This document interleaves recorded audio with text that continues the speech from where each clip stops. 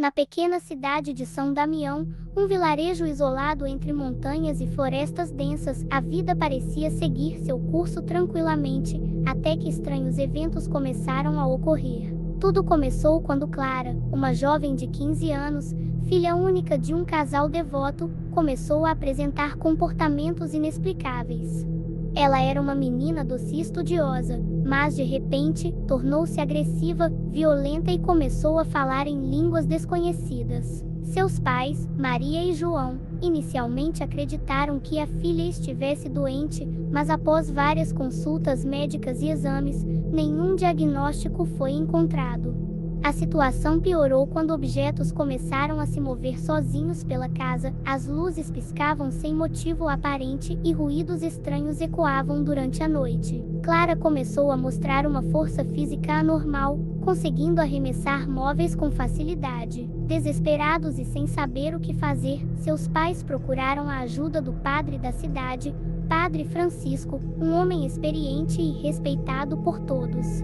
Padre Francisco, ao visitar a casa, percebeu de imediato que algo muito além do natural estava em jogo. Ele sentiu uma presença maligna no ar, algo que ele não havia sentido em todos os seus anos de serviço à igreja. Convicto de que Clara estava possuída por um demônio, ele sugeriu um exorcismo, mas a igreja, inicialmente cética, hesitou em aprovar tal rito. A notícia da condição de Clara se espalhou pela cidade, e logo todos evitavam a casa da família. Comentários sussurrados, olhares desconfiados e o medo começaram a tomar conta da comunidade. Mesmo assim, Padre Francisco continuou a insistir, enviando relatos detalhados à igreja, que finalmente autorizou o exorcismo.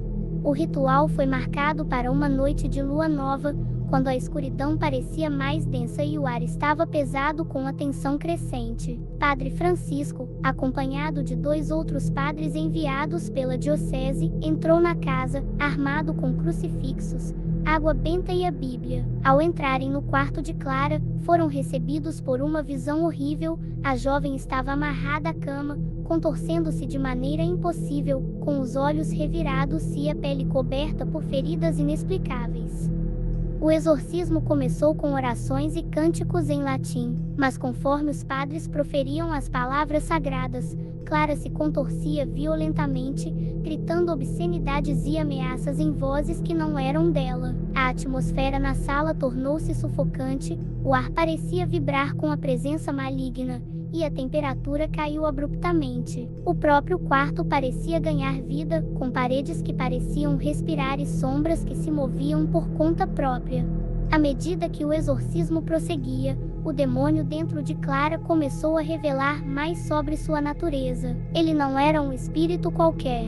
Tratava-se de um ser antigo, banido dos céus há milênios, que agora buscava vingança contra a humanidade. Ele se alimentava do medo e da dor, e o corpo de Clara era apenas o começo de seus planos.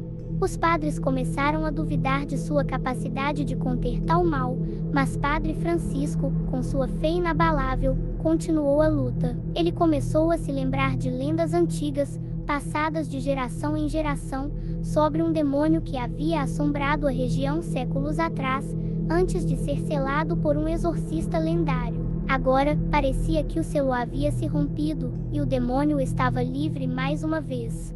O exorcismo atingiu seu clímax quando o demônio, enfurecido pela persistência dos padres, fez Clara levitar acima da cama, suas amarras arrebentando. As paredes racharam e uma luz vermelha começou a emanar dos olhos da jovem. O demônio zombava dos padres, dizendo que seus esforços eram inúteis, que ele iria destruir a todos.